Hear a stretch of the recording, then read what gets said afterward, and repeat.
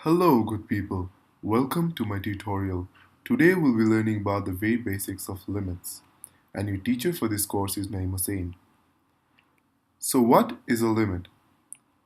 In mathematics, we say that a limit is the value that a function or sequence approaches as the input or index approaches some value. Very complicated, right? Let's break it down. So basically, the limit of a function y equals fx at x equals a is written as limit of fx is equals L. Some key points to note here are limit of a function may exist even if f of a is undefined, that is the function of a. Limit can be sometimes be equal to function of a. If limit of fx is equals L from the positive direction, that is called the right hand side, and the limit from also the left hand side fx is equals L is the same, then L is the limit of fx as x approaches a generally. So in total fx will be equals to L. Now let's look at an example. So as you can see in this graph, the point -4, 2 is being approached from both the right and left sides. So we say this in terms of limit as limit of fx when x is approaching -4 from the left hand side will be 2. Now why is that? As you can see from the left hand side, looking at the point, it stops at 2, it reaches the point 2. Now in another case, looking from the right hand side, it also stops at 2, so the point reaches 2. It can be written as limit of fx when x is approaching -4 from the right hand side will be equals to 2.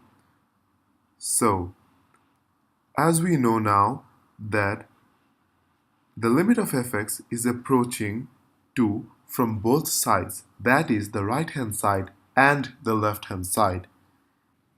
We can say in general the total limit is equals to, that is the limit of fx is equals to, and that would be our final answer. Looking at another example, in our second curve we see that when the limit of fx as x is approaching 1 from the left hand side is the point 4, and likewise when the limit of fx as x is approaching 1 from the right hand side will be equals to -2. Now we see that the limit of fx is not the same for the right hand side limit and the left hand side limit. So in general, we say that the limit of fx does not exist. That is D and E for short. Up till now, we looked at limits using the graphical method. Now, let's find out limits using the algebraic method through substitution. Okay, so here we are. Here we have an equation of a limit, which is limit fx is equals x squared by x squared plus 1. We'll make two equations out of this. One will be for the left hand side, the other will be for the right hand side. So we have two equations saying that x is approaching 1 from the right hand side and the left hand side. Now our task is to substitute the value of x for the left hand side limit. You can choose any possible values of x, but the most easiest and convenient would be to choose -1, as we know that the limit is approaching from the left hand side, that is the negative direction. Choosing -1 and substituting it into x in the equation would give us a final value of half, or 1/2.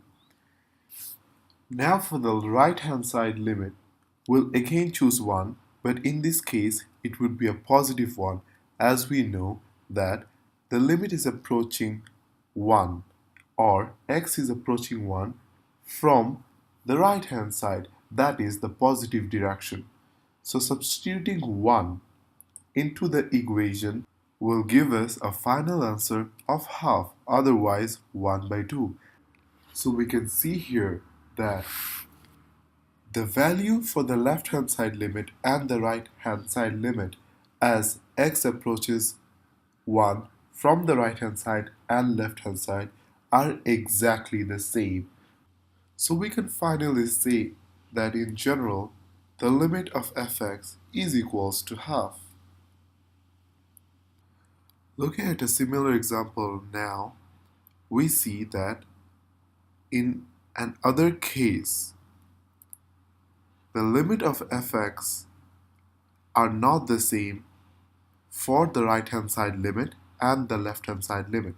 For the right hand side limit, it's 2, and for the left hand side limit, it's 4.